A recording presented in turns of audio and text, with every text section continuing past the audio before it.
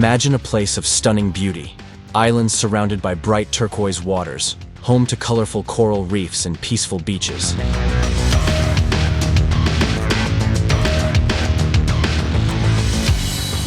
Now picture that same place at the center of a dangerous global conflict.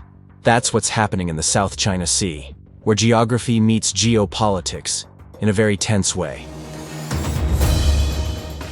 This sea is one of the world's most important trade routes. Every year, trillions of dollars worth of goods pass through it. But today, it's also a hotspot of tension. And the Philippines is right in the middle. China has been making bold claims over large parts of the sea, backed up with actions that push boundaries, like using ships to block Filipino vessels, blasting them with water cannons, or getting into standoffs at sea. These aren't full-on attacks, but they're meant to send a message: back off. For a long time, the Philippines didn't fight back much. But now, things are changing. Under President Ferdinand Marcos Jr. ng ating minamahal na bansang Pilipinas. The country is taking a stronger stance. In our international relations, we have faced challenges to our territorial sovereignty, and we will assert our rights and interests in the same fair and pacific way that we have always done. I know that our neighbors too are doing their best to make this work. The Philippines cannot yield. The Philippines cannot waver.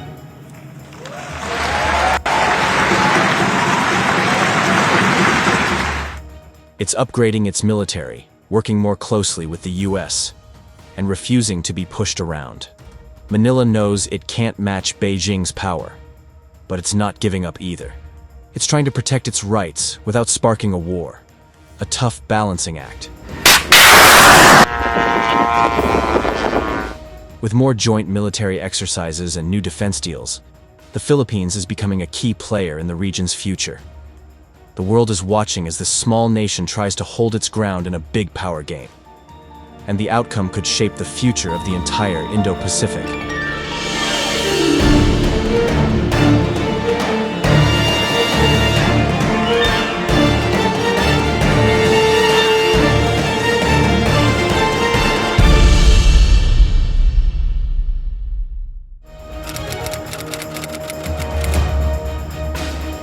The friendship between the United States and the Philippines has been growing for more than 100 years. It started back in 1898, when the US took control of the Philippines after Spain lost a war. The US ruled the islands for almost 50 years, until the Philippines became independent in 1946, right after World War II.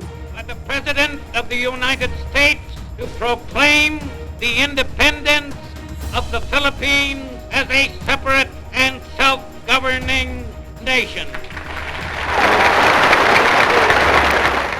In 1951, the two countries promised to protect each other with the Mutual Defense Treaty. That meant, if one was attacked, the other would help. During the Cold War, the US had big military bases in the Philippines, which were important for keeping an eye on what was happening across Asia. But in 1992, those bases closed after the Philippine government decided not to renew the agreement. Still, the connection between the two countries stayed strong. In 1999, they signed a new deal called the Visiting Forces Agreement, which let US troops come back, not to stay, but to train and work together with the Philippine military. Now, with rising tensions in the region, especially with China, Chinese Coast Guard vessel number 21559. This is MMOB 3002. DRP Dato Sambay, Bureau of Fisheries and Aquatic Resources. Aggravated vessel of the Philippines. Your unsafe maneuvers are in clear violation of your obligation. the US and the Philippines are working even more closely than before. Their alliance is built on history, but it's being shaped by today's challenges.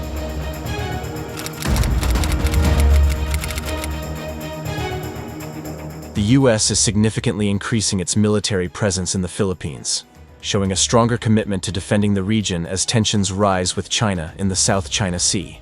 While some headlines may overstate the situation by saying things like, thousands of US military vehicles are flooding the Philippines, the real story is about a steady buildup of troops, advanced weapons, and closer cooperation between the two countries.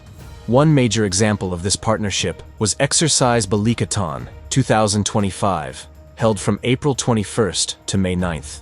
Now, in its 40th year, this joint military drill involved more than 14,000 participants, 9,000 from the US, and 5,000 from the Philippines, making it one of the largest exercises in recent years. This brings together military members of about 14,000 from 20 different nations. And it grows year over year, indicating the significance of the teamwork. Other countries like Australia, Japan, the UK, France, and several NATO members also sent observers or small teams, showing broad international support for the Philippines. A big highlight of the exercise was the first-time deployment of the U.S. Navy Marine Expeditionary Ship Interdiction System, EMISIS, to Bataan Island, which sits in the Luzon Strait, a key location near Taiwan and the South China Sea. U.S. Marines from the 3rd Marine Littoral Regiment set up the missile system there. As Lieutenant General Michael Cederholm explained, training here with our Philippine allies and using precision strike systems like EMISIS helps both countries better defend maritime areas that are spread out and remote. We're always ready, man, and we train every day to be ready. That's our mantra, right? I'll put on my Marine hat. We're ready when the nation's least ready. We're America's 911 force. I know as the AFP transitions, as they modernize, they're ready to go every day. And we just get stronger through this integration and training. At the same time, HIMARS rocket launchers were used in live fire drills on Palawan's rugged western coast. These mobile artillery systems have been deployed in the Philippines since 2022, proving how quickly the U.S. can respond in faraway locations. The U.S. is also helping upgrade military facilities in the Philippines. One important project is the construction of a boat repair and maintenance facility at Naval Detachment Oyster Bay in Palawan. This base supports patrols and supply missions to disputed areas like Second Thomas Shoal. The U.S. plans to invest $1 million to $5 million in this site by mid-2025. All of these moves are made possible by the Enhanced Defense Cooperation Agreement, EDCA, which gives the U.S. access to 9 strategic bases in the Philippines for training, storage, and logistics. Both governments are now speeding up upgrades to these sites. In late 2024, Philippine Defense Secretary Gilberto Teodoro Jr. said making EDCA sites fully operational is now a top national security goal. From a broader regional view, Colonel Jason Armas, commander of the Marine Rotational Force Darwin, said these efforts help strengthen the group's ability to deal with the challenges in the Indo-Pacific and promote peace in the region. But it's not just the U.S. doing the heavy lifting. The Philippines is also modernizing its own military, with strong support from the U.S. and others. On May 20th, 2025, the Philippine Navy commissioned its first guided missile frigate, the BRP Miguel Malvar FFG-06. Built in South Korea, this ship can carry up to 16 VL-MICA missiles, giving the Navy much more firepower. A second ship, the BRP Diego Silong FFG-07, is expected to join the fleet before the end of the year. During its 127th anniversary celebration on May 22nd, the Navy also showed off 2 new Mantis T-12 unmanned surface vehicles provided by the U.S. company Martac through the Foreign Military Sales Program. These robotic boats will be used for surveillance, search and rescue, and even mine detection. Looking forward, the Philippines has committed to a $35 billion, 10-year military modernization plan, shifting focus from fighting internal threats to building a stronger defense against outside enemies. This includes buying BrahMos anti-ship missiles from India and planning to acquire at least 2 submarines, a capability the country has never had before. All of this shows a clear shift. The Philippines is no longer just a quiet ally. It's becoming a stronger, more active partner in keeping the region safe, supported by a deepening alliance with the US, and a shared belief in international law and freedom of the seas.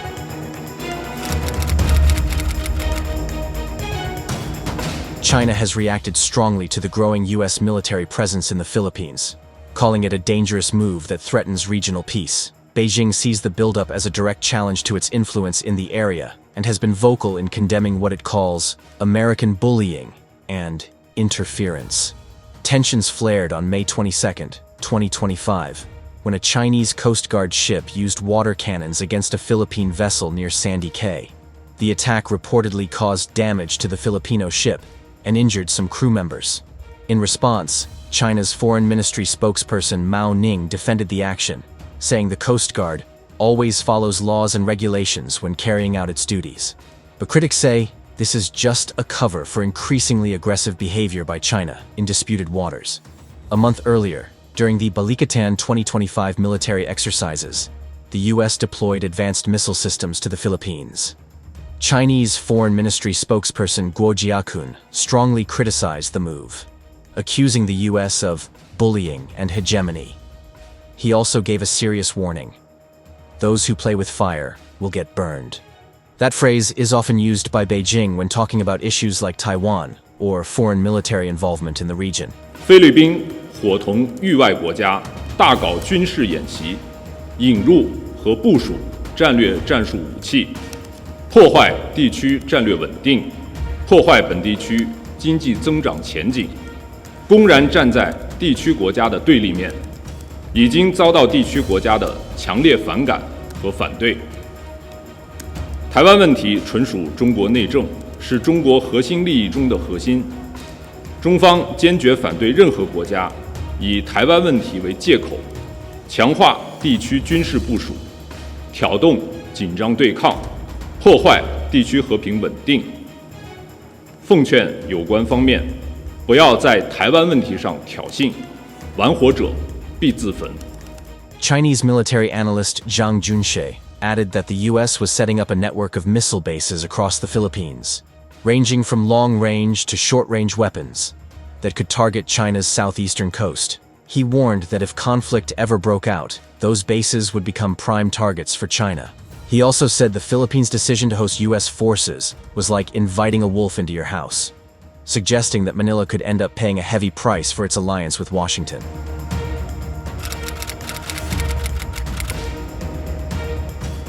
China has not limited its objections to rhetoric. It has launched formal diplomatic protests against the Philippines and the United States.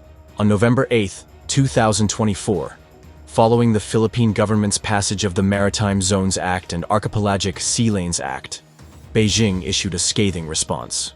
Spokesperson Mao Ning claimed that the legislation illegally included Panatag Shoal, Scarborough Shoal, within Philippine waters, and accused Manila of using domestic law to solidify the 2016 arbitral ruling, an award China refuses to recognize.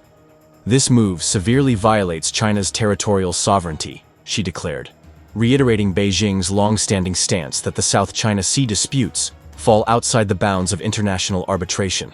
The following day, China summoned the Philippine ambassador for an urgent protest, signaling the seriousness with which it views even legal maneuvers that challenge its maritime claims. More recently, on February 25, 2025, the Chinese Foreign Ministry issued another stern warning in response to the US deployment of the Typhoon missile system in the Philippines. Spokesperson Guo Jiakun emphasized that China will not stand idly by when its interests are threatened, reinforcing Beijing's readiness to retaliate against perceived strategic encirclement. C. Escalation through gray zone tactics. Despite the visible presence of US forces and growing defense cooperation between Manila and Washington, China has not relented in its use of aggressive gray zone tactics, actions below the threshold of conventional warfare, but aimed at intimidation and coercion. These tactics have grown increasingly violent and direct. One of the most alarming incidents occurred on June 17, 2024, when Chinese Coast Guard personnel allegedly boarded a Philippine Navy inflatable boat during a resupply mission to 2nd Thomas Shoal, Armed with knives and axes, they reportedly damaged the vessel, destroyed sensitive equipment, and seized firearms.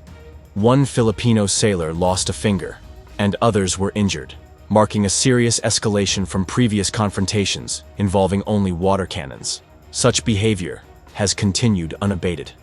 On May 22, 2025, the Philippine Bureau of Fisheries and Aquatic Resources, BFAR, reported that Chinese vessels once again used water cannons and even sideswiped the BRP Datu Sanday during a marine research mission near Sandy Cay. The attack resulted in damage to the ship's port bow and smokestack.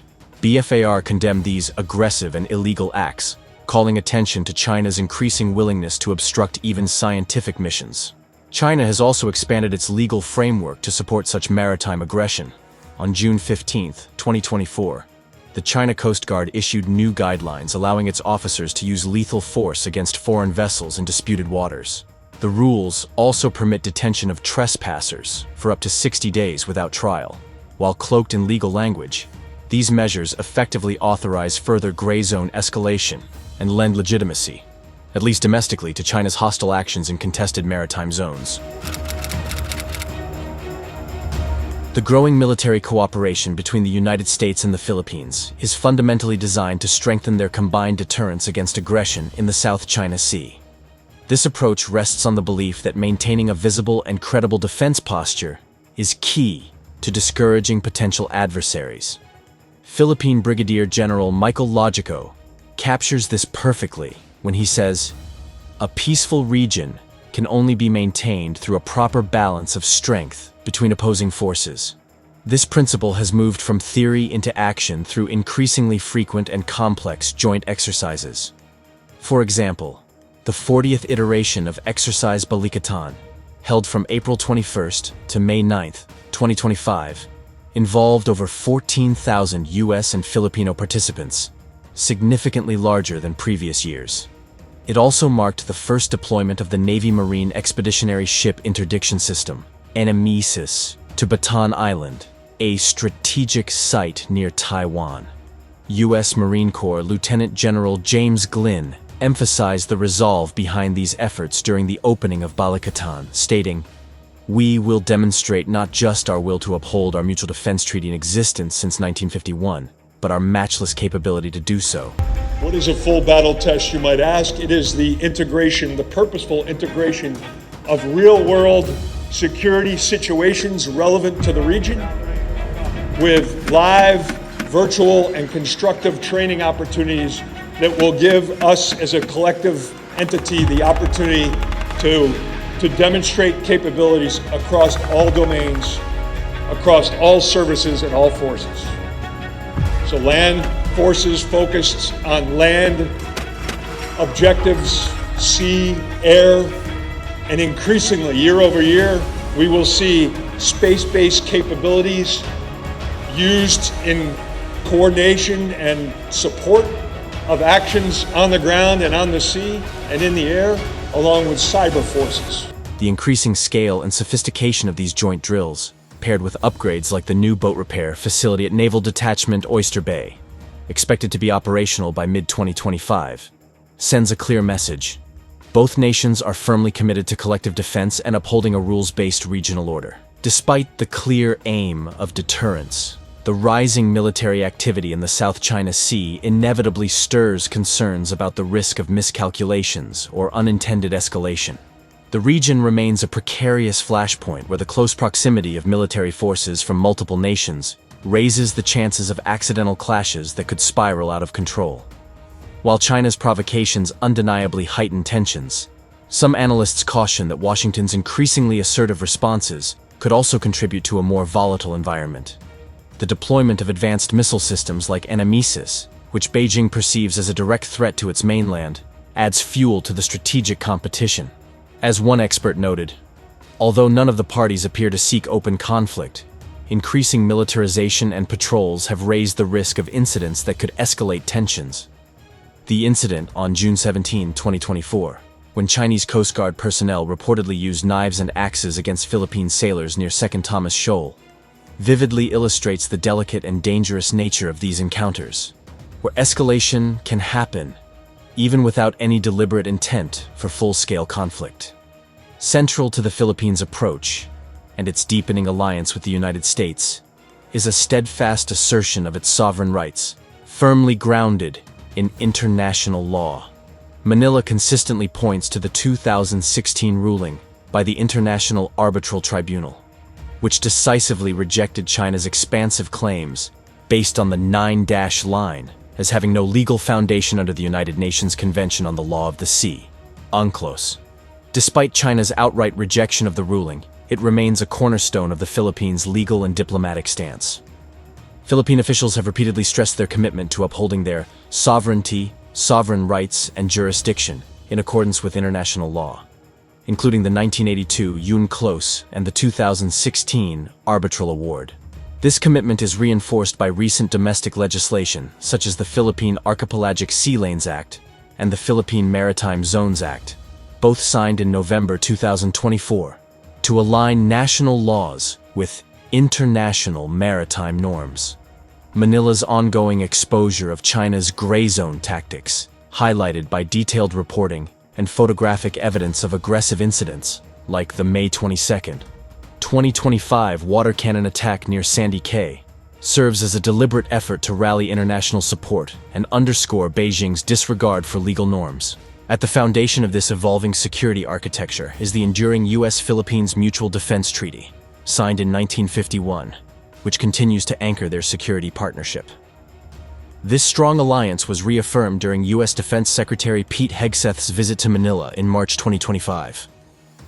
Addressing Philippine President Ferdinand Marcos Jr., Hegseth remarked, "There is a very real reason why our first trip and our first visit is here to your great country."